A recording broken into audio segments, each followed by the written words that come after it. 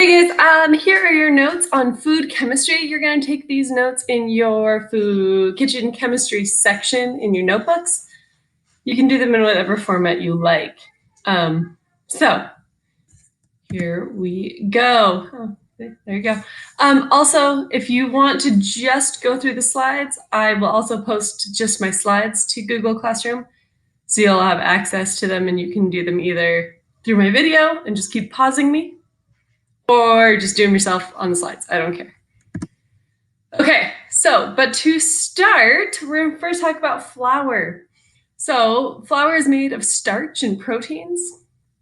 And so when you mix it with water, the proteins make this gluten network. So if you've ever made like bread dough and it makes it like it's like stretchy and almost stringy, that's that gluten network.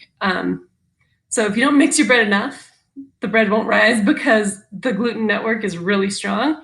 But if you mix it too much, the network gets too weak and it'll rise, but then it like falls back down. You get like the cake or the bread that looks so sad. So again, just pause my video whenever you need to write stuff down. Here is a pretty good image that shows you. So when you mix together the flour and the water, you get this network, like string. And that is super important if you're baking bread. And so different types of flours have different amounts of proteins. And so it's like how strong your breads and your biscuits are. So if it's low protein, you get like crumbly cakes and pastries. Higher protein, it's like bread. So the type of flour you use is important. So flour has protein, flour also has starch. If there's yeast, the starch will feed the yeast and it'll help it make the carbon dioxide gas we're going to get to. Or the starch will gelatinize and give your bread or your baked goods some structure. So that's why you use flour in many baking things.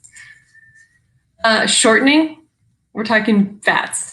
So whether it's butter, vegetable oil, peanut oil, whatever kind of oil you're using, the shortening coats the flour and repels some of the water. So it keeps proteins from being activated. So it slows your gluten formation. So you have a softer final product, right? So you don't want like hard bread. Oh, okay, leavening, shortening, leavening. Okay, what makes it rise? If you've ever baked a cake or bread, you know it like rises up. You want there to be air bubbles in there. And there's different ways, different products that we can use for that. So yeast is one, what you use for bread. Baking soda, also called sodium bicarbonate, and steam. So those are all things that will put some air bubbles in your products. So yeast, they feed on the starches and the sugars. They create alcohol and they create carbon dioxide gas. So the yeast are like chomping away, eating the sugar. They're single-celled fungal organisms. And one of their waste products, carbon dioxide gas. So while the bread is rising, the yeast cells are dividing. They're going through cell division. So you get more and more yeast being made, more and more carbon dioxide gas being made while your bread rises. Baking soda does the same thing. It creates carbon dioxide gas. You've seen it whenever we mix baking soda and vinegar. It bubbles up. Carbon dioxide gas is getting produced. So that is also going to put air bubbles in your product. Baking soda can also produce CO2 when it's heated up. So when you put it in the oven, it gets warm, steam, CO2 gets produced. Baking powder is another common ingredient in a lot of baked goods. Baking powder consists of sodium bicarbonate, the same thing that's in the baking soda. It also has a weak acid and cornstarch. So if you add a liquid to baking powder, it'll create carbon dioxide gas. So all of those make bubbles.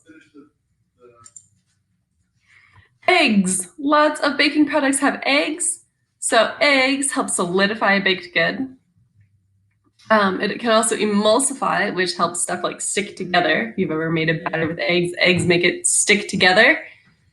And eggs can also help with the leavening, with the rising up, because they get air bubbles. Salt. This is super cool. So salt slows down your yeast and it helps strengthen your dough. So the more salt you use, the stronger your dough is. And you can see like this image, 0% versus 2% versus 5% salt content of that bread. You can see the different sizes in those air bubbles that are made by the yeast. Okay, I'm gonna play these two cool videos. One's about cookies, the other's about bagels, and then you are going to make something. So the two videos that I will show you will give you a couple of ideas. Think about what you want to make and what you want to change. And remember, like, you want it to taste good. You're trying, with the paper helicopter experiment, you were trying to create a paper helicopter that was better, that would fall more slowly. Here you're trying to make something that tastes better. So don't just dump a bunch of salt in and be like, yep, it was better when I followed the recipe, right? See what you can do to change a recipe to make it better. And then you and your family members will be taste testers. Let us know what you made and how you did. Happy investigating. So your goal should be like Wednesday is baking day. And by Friday, get a Flipgrid video up of what you did. Okay, happy baking.